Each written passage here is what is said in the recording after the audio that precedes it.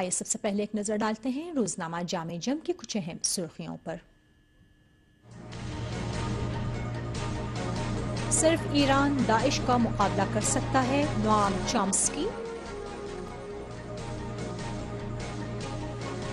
ایران اور شام کے تعلقات اسٹریٹجک ہیں، بشار اسد۔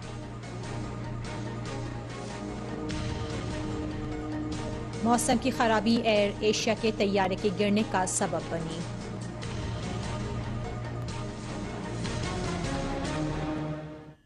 جامع جم نے اپنی سرخی داعش کے سینکڑوں دہشت گرد ہلاک، عراق کے 22 علاقے بحال کے ذیل میں لکھا ہے۔ عراق کی سیکورٹی فورسز نے صلاح الدین صوبے کے 22 علاقوں کو آزاد کروانے کے ساتھ ہی داعش کے 31 کمانڈروں سمیت 300 سے زائد دہشت گردوں کو ہلاک کر دیا۔ عراقی فوج و قبائلی فورسز نے اسی طرح رمادی کے شمال میں واقع حیات علاقے اور 30 سے زائد دیہاتوں کو بھی دہشت گردوں کے قبضے سے آزاد کرا لیا۔ نینوا اور جنوبی تکریت میں عراقی فوج اور رضاکار فورس کے حملوں میں داعش کے کم از کم 100 دہشت گرد مارے گئے۔ فلوجہ کے مختلف علاقوں میں بھی فوج کی فائرنگ میں کم از کم 50 دہشت گرد ہلاک اور زخمی ہو گئے۔ عراقی فوج نے فلوجہ کے قریب واقع معامل کے علاقے میں داعش کے 10 دہشت گردوں کو مار گرایا اور حدیثہ کے قریب واقع کئی دیگر علاقوں کو بھی آزاد کرا لیا۔ اسلامی اتحاد مشرق وسطی میں سیاسی امن کی ضرورت، یہ عنوان ہے روزنامہ جامع جم میں شائع ہونے والے آج کے ایک مضمون کا۔ نظر ڈالیں گے مضمون کے کچھ اہم اقتباسات پر۔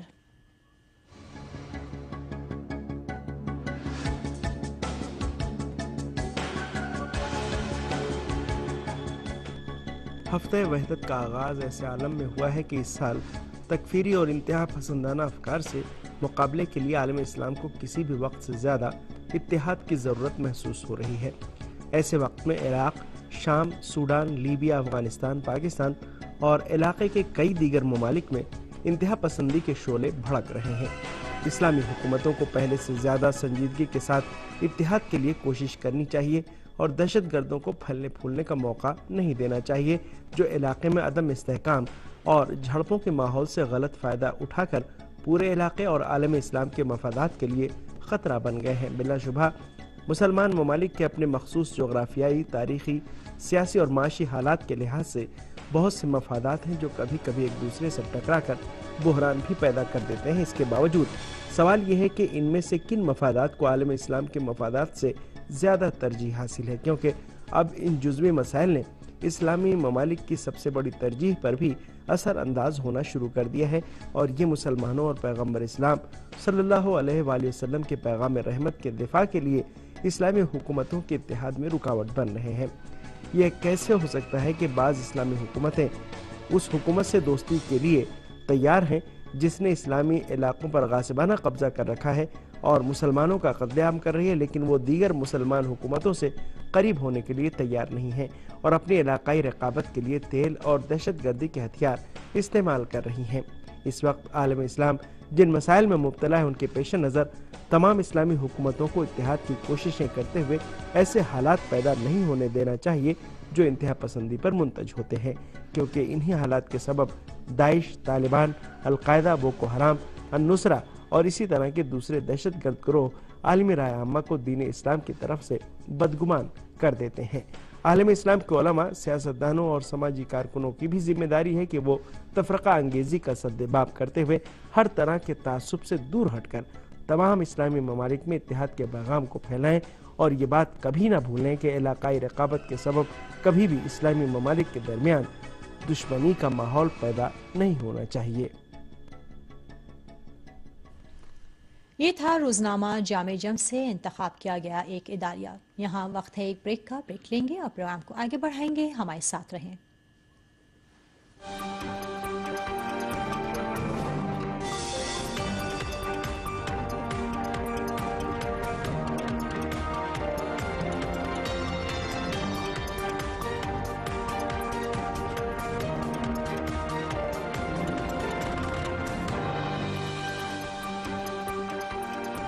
آپ کو لیے چلتے ہیں دہلی اسٹوڈیو، پروگرام میں شامل ہو رہے ہیں دہلی سے ہمارے ساتھی جعفری۔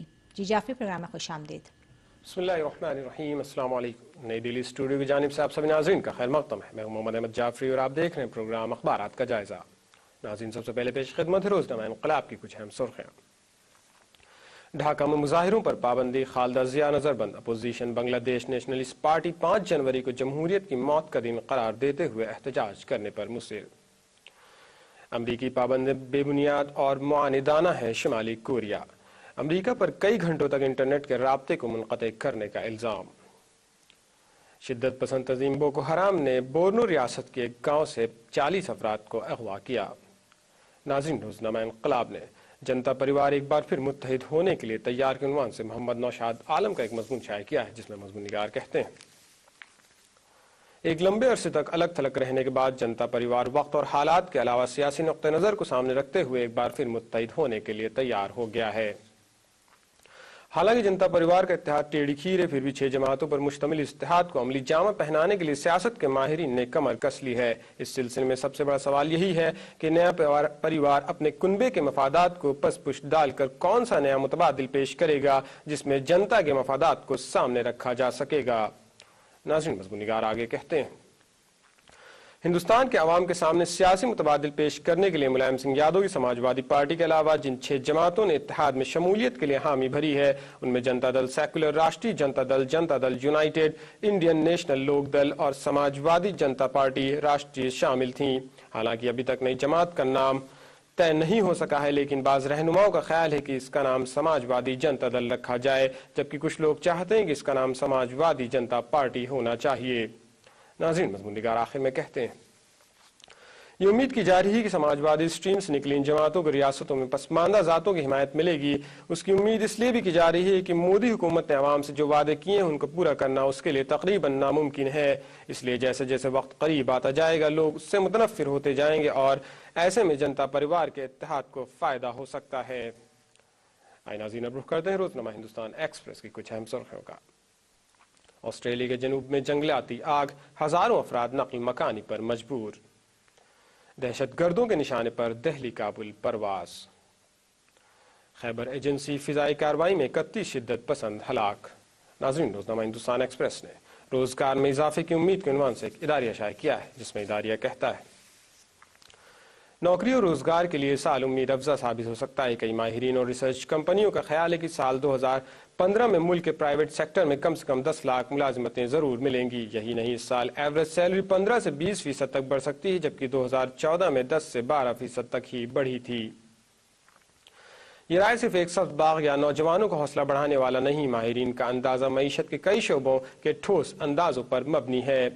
رواں مالی سال میں تقریباً 5.5% رہنے کی امید ہے۔ ظاہر ہے اس کا اثر معیشت کے مختلف سیکٹر پر پڑے گا اور اس میں روزگار کے مواقع پیدا ہوں گے۔ پھر بھی بہت سی کثیر قومی کمپنیوں کے ذریعے ہندوستان میں اپنی اکائیاں لگائی جانے کی امید ہے۔ ماہرین ماننے کے لیے 2014 میں نئے روزگار پیدا کرنے کا ماحول تیار ہوا اور اب 2015 میں جاب مارکیٹ میں اچھال شروع ہو جائے گا۔ آئی ٹی انڈسٹری میں لگاتار گروتھ دیکھی جا رہی ہے۔ ملٹی برانڈ ریٹیل میں FDI کی اجازت کی وجہ سے آنے والے 2-3 برسوں میں بڑے پیمانے پر نئی نوکریاں آنے کی امید ہے۔ ناظرین، اب رخ کرتے ہیں روزنامہ راشٹری سہارا کی کچھ اہم سرخیوں کا۔ فلسطین کو محصولات کے رقوم کی منتقلی پر روک، اسرائیل کی فلسطینی قیادت کے خلاف مقدمات قائم کرنے کی دھمکی۔ بلوچستان میں منافرت پر مبنی لٹریچر اور دیگر مواد کے خلاف مہم کا آغاز۔ کوئٹہ میں دکانوں پر چھاپے اور گرفتاریاں، مزید 7 دہشت گردوں کے خلاف ڈیتھ وارنٹ جاری۔ لیبیا داعش کے حملے میں 14 سپاہی ہلاک۔ ناظرین، روزنامہ راشٹری سہارا نے تھوڑ بوڑ کی سیاست کے عنوان سے ایک اداریہ شائع کیا ہے، جس میں اداریہ کہتا ہے: مرکز میں BJP کی حکومت قائم ہونے کے بعد ہندوتو کے لیے آواز اٹھانے والی تنظیموں کو ایسا لگنے لگا ہے کہ ہندوستان میں ہندو حکومت قائم ہو گئی ہے۔ گزشتہ دنوں وشو ہندو پریشد کی کانفرنس میں تنظیم کے سربراہ اشوک سنگھل نے باقاعدہ اس بات کا سرٹیفکیٹ دے دیا کہ ہندوستان میں 800 سال بعد ہندو حکومت قائم ہوئی ہے۔ یہی وجہ ہے کہ ہندوستان کو ایک خاص رنگ میں پیش کرنے کے لیے RSS اور اس کی ذیلی تنظیمیں کے لیڈر ایسے بیانات دے رہے ہیں گویا اس ملک میں دوسرے مذاہب کے لوگوں کے لیے کوئی جگہ نہیں رہ گئی ہے۔ پہلے بھی اس قسم کے بیانات سامنے آتے رہے ہیں کہ ہندوستان کے تمام باشندے ہندو ہیں، لیکن بی جے پی کی حکومت قائم ہونے کے بعد ہندوتوادی عناصر کے حوصلے اتنے بلند ہو گئے ہیں کہ آئے دن کوئی نہ کوئی ایسا بیان سامنے آ جاتا ہے جو ہندوستان کی گنگا جمنی تہذیب اور یہاں کے عوام کے درمیان باہمی خیر سگالی اور اخوت کے جذبے کو مجروح کرتا ہے۔ ناظرین، داری آگے کہتا ہے، یہی نہیں، ہندوتو کے حامی ہر اس علامت کو ختم کر دینا چاہتے ہیں جس سے وہ اتفاق نہیں رکھتے۔ گزشتہ دنوں بجنور بی جے پی کے ایک وفد نے ڈی ایم سے ملاقات کر کے مطالبہ کیا ہے کہ نگر پالیکا کے دفتر پر بنے گنبد کو ڈھا دیا جائے کیونکہ یہ گنبد ایک اسلامی علامت ہے۔ ناظرین، داری آخر میں کہتا ہے، دراصل اس قسم کے مطالبات کرنے والے توڑ پھوڑ کرنے والی ذہنیت کی نمائندگی کرتے ہیں جن کی دلچسپی صرف توڑ پھوڑ کی حد تک ہے، تعمیر کی نہیں۔ ناظرین، اس کے ساتھ نئی دہلی اسٹوڈیو سے اخبارات کا جائزہ ختم ہوتا ہے۔ اجازت دیں، خدا حافظ۔ بہت شکریہ جعفری آپ کا، اور یہیں ہم دہلی اسٹوڈیو کا بھی شکریہ ادا کریں گے۔ پروگرام کو آگے بڑھائیں گے، ہمارے ساتھ رہیں۔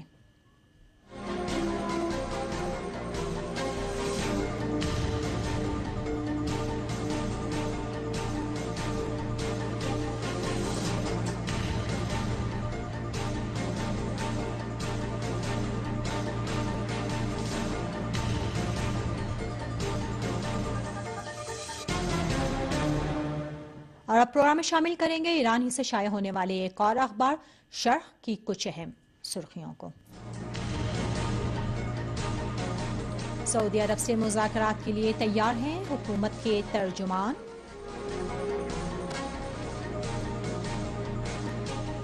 یمن کی تحریک انصار اللہ کے رہنما نے ملک کی تقسیم کی مخالفت کی۔ اور بنگلہ دیش میں اپوزیشن کی رہنما خالدہ ضیاء نظر بند۔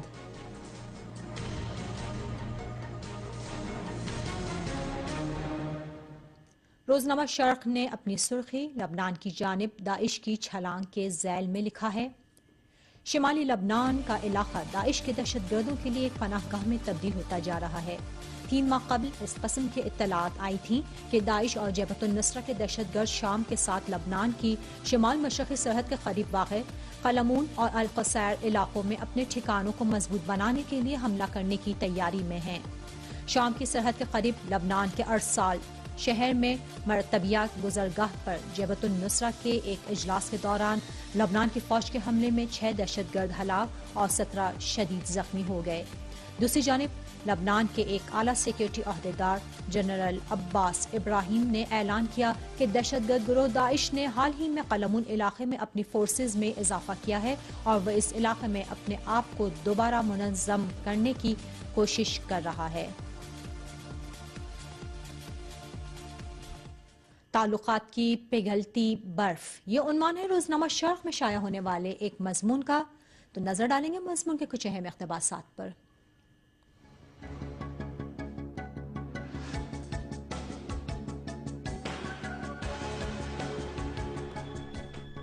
25 سال تک تعلقات میں سرد مہری کے بعد ریاض کے حکام عراق میں سعودی عرب کا سفارت خانہ کھولنا چاہتے ہیں۔ سعودی عرب کے اس اقدام کا عراق پہلے ہی متعدد بار خیر مقدم کر چکا ہے۔ بغداد میں سعودی عرب کے سفارت خانے کا دوبارہ کھلنا ریاض اور بغداد کے تعلقات میں گرم جوشی کی غمازی کرے گا۔ سعودی عرب کی سرکاری خبر رساں ایجنسی نے اس ملک کی وزارت خارجہ کے ایک اعلیٰ عہدیدار کے حوالے سے بتایا ہے کہ ایک وفد رواں ہفتے میں بغداد جا کر عراق میں سعودی عرب کے سفارت خانے کے دوبارہ کھولے جانے کی راہ ہموار کرے گا۔ اس رپورٹ کے مطابق سعودی عرب عراقی کردستان کے اربیل شہر میں ایک قونصل خانہ بھی کھولنے کا ارادہ رکھتا ہے۔ سعودی عرب نے سن 1990 میں کویت پر عراق کے عامر صدام کی حکومت کے فوجی حملے کے بعد احتجاج کرتے ہوئے عراق میں اپنا سفارت خانہ بند کر دیا تھا۔ اگرچہ ریاض اور بغداد کے تعلقات صدام کی حکومت کے خاتمے کے بعد سن 2004 سے کسی حد تک بحال ہو گئے، لیکن عراق میں سعودی عرب کا سفارت خانہ بدستور بند رہا۔ عراق میں واپسی کے سلسلے میں سعودی حکام کے کچھ تحفظات تھے جو ابھی کچھ عرصے پہلے تک بدستور باقی تھے۔ فؤاد معصوم کو عراق کا صدر بنائے جانے اور اس کے کچھ دن بعد حیدر العبادی کو وزیر اعظم مقرر کیے جانے کے بعد ہمسائے ممالک خاص طور پر ایران اور سعودی عرب کے ساتھ عراق کے تعلقات کا ایک نیا مرحلہ شروع ہوا۔ پچھلے 4 مہینوں میں عراق کے 4 اعلیٰ رتبہ حکام نے سعودی عرب کا دورہ کر کے اس ملک کے اعلیٰ حکام سے ملاقات اور گفتگو کی۔ ان میں صدر فؤاد معصوم، پارلیمنٹ کے اسپیکر سلیم الجبوری وزیر خارجہ ابراہیم جعفری اور ڈپٹی اسپیکر شیخ حمام حمودی شامل ہیں۔ ان ملاقاتوں کے بعد سعودی عرب کے وزیر خارجہ سعود الفیصل نے کہا کہ جلد ہی عراق میں سعودی عرب کا سفارت خانہ کھول دیا جائے گا۔ اس بات میں کوئی شک نہیں ہے کہ سعودی عرب عراق سے اپنے تعلقات کو بہتر بنانے کا خواہاں ہے، اور اس میں بھی کوئی شبہ نہیں کہ عراق کو سعودی عرب سمیت تمام دیگر عرب ملکوں سے بہتر تعلقات کی ضرورت ہے، لیکن اس کا مطلب یہ نہیں کہ بغداد اور تہران کے تعلقات پر کوئی اثر پڑے گا، کیونکہ عراقی حکام وہی فارمولہ اختیار کریں گے جو انہوں نے ایران اور امریکہ سے تعلقات کے سلسلے میں اختیار کر رکھا ہے۔ ناظرین ایک بریک لیں گے اور آپ کو لیے چلیں گے اسلام آباد اسٹوڈیو، ہمارے ساتھ رہیں۔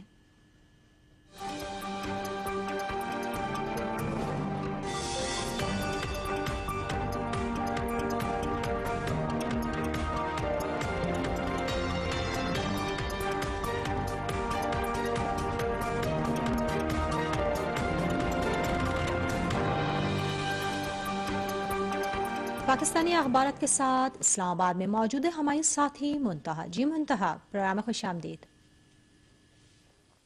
بہت شکریہ۔ بسم اللہ الرحمن الرحیم۔ السلام علیکم ناظرین، تمام دیکھنے والوں کو اسلام آباد اسٹوڈیو میں منتہا قاسمی خوش آمدید کہتی ہے۔ ناظرین، 12 ربیع الاول کے ساتھ ہی ہفتہ وحدت کا بھی آغاز ہو چکا ہے، جو کہ ملک بھر میں انتہائی مذہبی عقیدت و احترام کے ساتھ منایا جا رہا ہے۔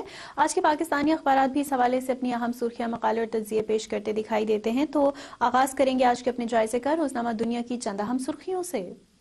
نیشنل پلان پر عمل درآمد، سول و فوجی عہدیداروں پر مشتمل کمیٹیاں قائم۔ دھرنا ختم کرنا قوم کی آواز تھی، عمران خان۔ فضل اللہ سمیت 350 دہشت گردوں کی فہرست افغانستان کے حوالے۔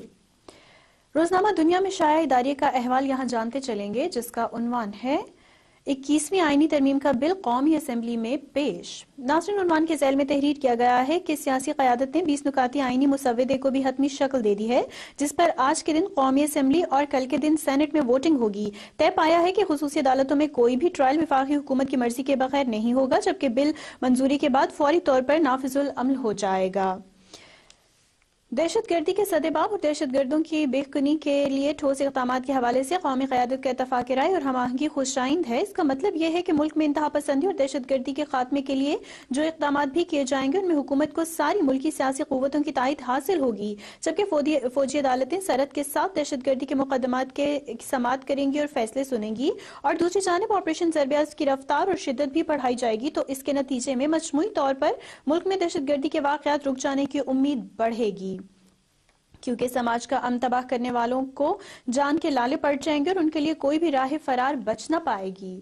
اور ناظرین، ادارے کے اختتام میں مزید تحریر کیا گیا ہے کہ اب امید کی جاتی ہے کہ سیاسی رہنماؤں کی یہ کاوشیں رنگ لائیں گی اور جلد ہی ارض پاک پر وہ امن لوٹ آئے گا حقیقی ترقی کی منزل تک پہنچنے کے لیے، جو کہ ناگزیر ہوتا ہے۔ یہاں مزید تذکرہ کریں گے روزنامہ ایکسپریس میں شائع آج کی چند اہم سرخیوں کا۔ ملک سے دہشت گردی اور انتہا پسندی کی جڑ کو جلد از جلد ختم کیا جائے، نواز شریف۔ شمالی وزیرستان میں امریکی ڈرون حملے میں 8 افراد ہلاک، 3 زخمی۔ متاثرین شمالی وزیرستان کی گھروں کو واپسی آئندہ ماہ سے شروع ہو جائے گی۔ لاہور میں سابق گورنر پنجاب سلمان تاثیر کی برسی کی تقریب پر نامعلوم افراد کا حملہ۔ ناظرین، شامل کریں گے یہاں سید نور اظہر جعفری کے تحریر کردہ تجزیے کو، جس کا عنوان ہے دہشت گردوں کی نرسریاں۔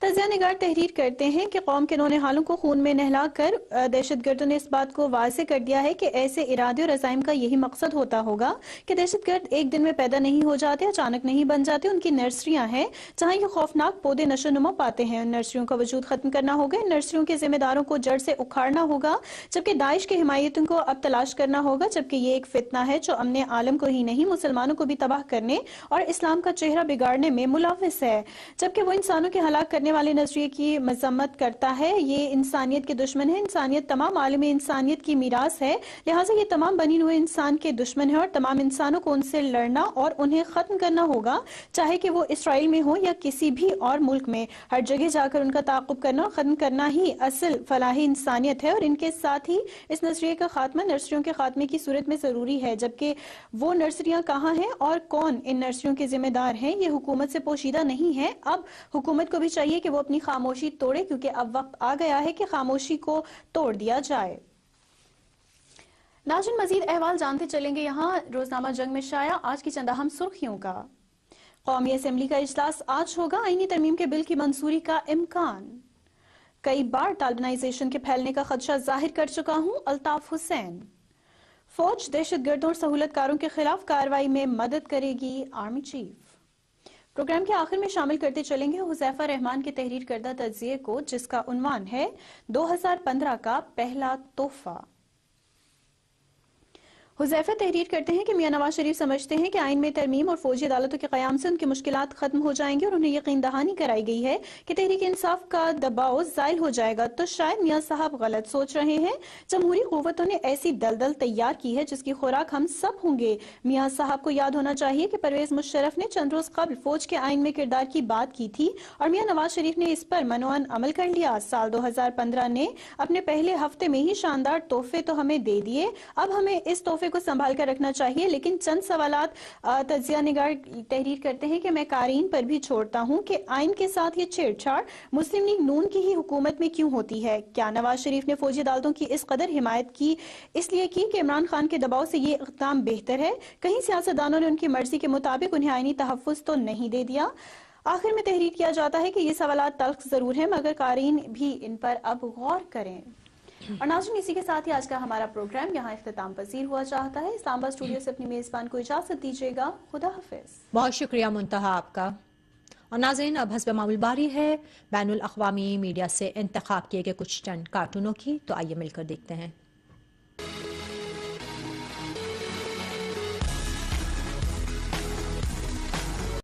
اسی طرح رمادی کے شمال میں واقع حیات علاقے اور 30 سے زائد دیہاتوں کو بھی دہشت گردوں کے قبضے سے آزاد کرا لیا۔ نینوا اور جنوبی تکریت میں عراقی فوج اور رضاکار فورس کے حملوں میں داعش کے کم از کم 100 دہشت گرد مارے گئے۔ فلوجہ کے مختلف علاقوں میں بھی فوج کی فائرنگ میں کم از کم 50 دہشت گرد ہلاک اور زخمی ہو گئے۔ عراقی فوج نے فلوجہ کے قریب واقع معامل کے علاقے میں داعش کے 10 دہشت گردوں کو مار گرایا اور حدیثہ کے قریب واقع کئی دیگر علاقوں کو بھی آزاد کرا لیا۔ تعلقات اسٹریٹجک ہیں، بشار اسد۔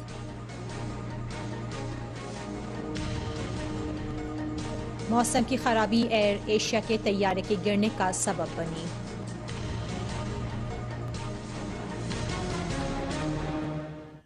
جامع جم نے اپنی سرخی داعش کے سینکڑوں دہشت گرد ہلاک، عراق کے 22 علاقے بحال کے ذیل میں لکھا ہے۔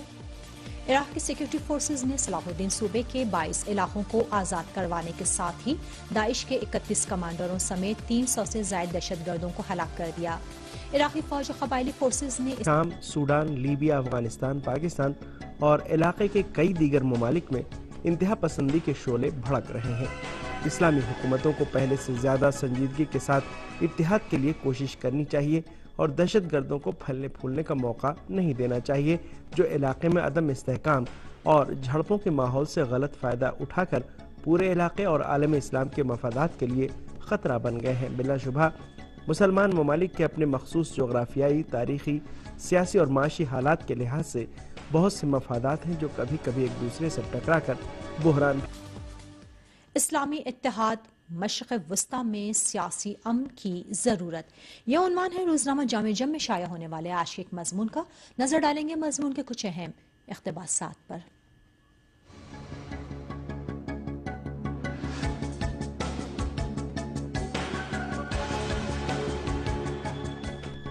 ہفتہ وحدت کا آغاز ایسے عالم میں ہوا ہے کہ اس سال تکفیری اور انتہا پسندانہ افکار سے مقابلے کے لیے عالم اسلام کو کسی بھی وقت سے زیادہ اتحاد کی ضرورت محسوس ہو رہی ہے۔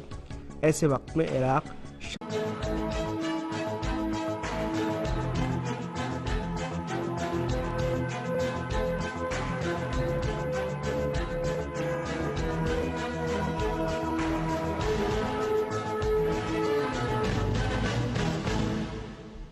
آئیے سب سے پہلے ایک نظر ڈالتے ہیں روزنامہ جامع جم کی کچھ اہم سرخیوں پر۔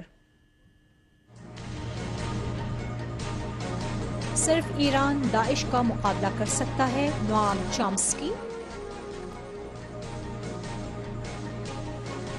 ایران اور شام کے